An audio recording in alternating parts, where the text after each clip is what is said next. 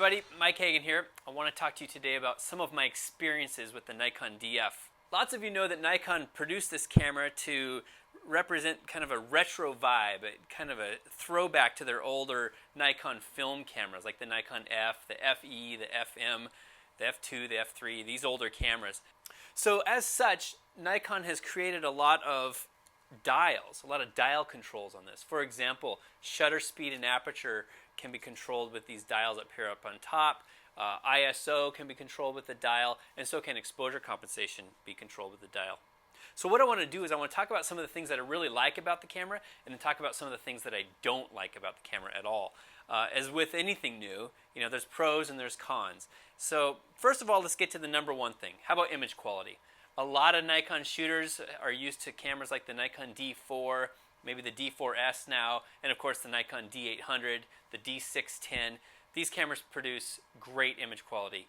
And the DF, exactly the same. Image quality on the DF is stunning, especially with respect to the high ISO values. I was just about 2 days ago, I was shooting an indoor soccer match. My daughter was playing soccer, so I was photographing her inside and regularly shooting at ISO 12,800.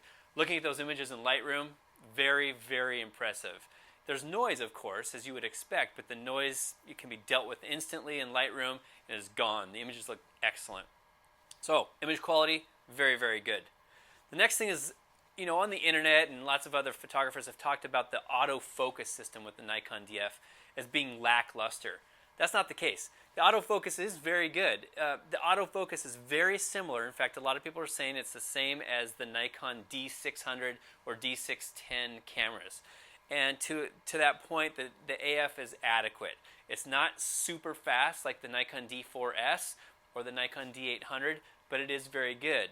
You know, I shot maybe 500 photographs indoor, and of those 500 photographs of that soccer match, I bet I got 400, 450 shots that were in good focus. You know, that's tracking soccer players in a low light environment. So I was impressed with the autofocus system. The next thing I think is great about this camera is the buffer. You know, if you're shooting a Nikon D7100 or even a Nikon D600 or D610, you know this, that if you're a raw shooter, a lot of times you can only shoot maybe 8 or 9 shots before the buffer fills up. And that's not the case with the DF. The DF, I shot the soccer event the other day, no problems at all. The buffer never filled. And I was shooting maybe, I don't know, 10, 15, sometimes 20 shots in a row, never had a problem with the buffer. I actually haven't tested it out, so I'm going to test it out right here on camera and see how many shots we get in a row before the buffer fills. Well, let's do it faster. Let's set a shutter speed of, we'll go to manual control, and we'll set a shutter speed of a 500th of a second, and we'll just rattle off a bunch of shots. So there's 23, 24 shots, something like that, before the buffer filled up. I think that's excellent. The next thing I really like about the Nikon Df is the live view.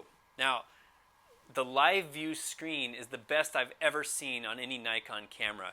And for those of you unfamiliar with live view, basically it's a tool that when you push the live view button, it opens up a live view so you can actually see what the camera is seeing.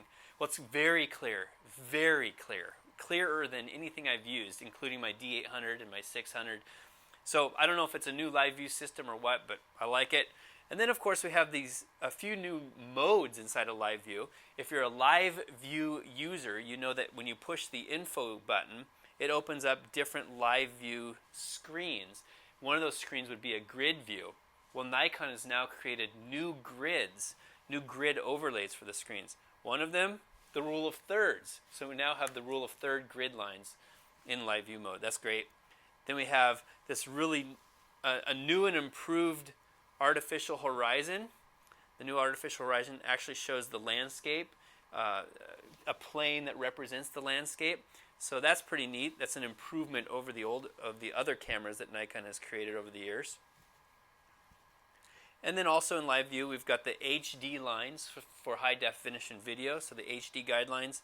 And then we've got the 8:10 or the 4:5 ratio for portraits, portraits of people and prints, that type of thing for print output. So live view is excellent. Very impressed with the DF's live view. The next thing I really like about the Nikon DF is that it has a dedicated AF on button. And if any of you have become a back button focuser, focusing by pushing the AF on button, you'll appreciate that, especially if you've come from a Nikon D7000, a D7100, or a D600, D610. Those cameras never had a dedicated AF on button. So, good. That's a good pro feature. Now for the things I don't like. With all the good things, there's always something that's bad. And so let me talk about the things that I don't like. The first thing, I gotta be honest with you, the ergonomic situation with the camera. It's an odd camera to work with, especially after so many years of working with the Nikon ergonomic design. Even from the Nikon D70, the D300 cameras, the D700, the D800s, they all felt really good in your hands. Well, the DF doesn't feel the same. It just feels more like a 1970s camera. It does have the advantage of this little molded hand grip, and that helps. But there's a couple of things that actually became very bothersome to me. The first one is that when I'm holding the camera, a lot of times when I don't have a strap on it, I'll hold the camera at my side kind of like this and just hang it there. Well, this top of the molded hand grip is missing, and that makes it a little bit difficult to just hang off my side like this. I actually miss that top molded part that appears on the other Nikon cameras. The next thing that got a little bit odd for me was the sub command dial here in front. And for those of you who are Nikon shooters and Canon shooters, there's a sub command dial on a lot of the cameras. Well, you rotate that to adjust the aperture. Okay, so there we go. Well, it's at a different angle than the traditional Nikon cameras. Most of the other Nikon cameras, you rotate it side to side. Well, this one you have to put your finger on top and rotate it around that way. And that's how, in the new camera design, it just doesn't feel good. It doesn't feel comfy. Well, the next thing that really bothered me about the camera was when I was using a longer lens. I was using a Nikon 70 to 200 f2.8, holding the camera like you normally would, like this. And what I found was my middle finger would rest underneath the sub command dial. And after shooting that way for maybe, 30 or 40 minutes, I noticed that my finger started hurting. And I realized, well, my finger is hitting this knurled knob there and causing it to become abraded, or it was kind of an abrasive feeling. So what I did, the way I changed it, was I took my middle finger and actually pushed it right on the front of that knob. So I'll focus this way, or I'll shoot this way, while keeping my middle finger on the front of the knob rather than underneath the knob. So just a minor adjustment. The next thing that never really sat well with me with the Nikon DF was they went back 30 or 40 years for the remote shutter release. Remember in the old school days when you wanted to do a remote cable release, you actually had a cable that you screwed into the shutter. And that's what this camera has. And there was nothing wrong with it, but we've moved on from there. We have the electronic shutter releases, and then even on cameras like the D7100 and the Nikon D610, we have the electronic or the wireless cable release or the wireless release. This doesn't have that provision. So I found that if I wanted to do like mirror lockup photos, that I'd actually have to go get my old metal cable release and go the old-fashioned way. So overall, the camera's great. I think it's a great camera. Image quality is fantastic. The buffer size is big, which makes me really happy. For those of you who do sports, you're going to really like the big buffer.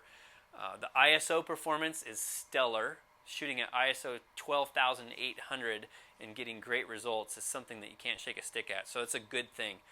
But I think some of the downsides with the ergonomics and some of the dial controls are just a little bit odd and are going to be offsetting for anyone who's been using the Nikon D4 and the D800.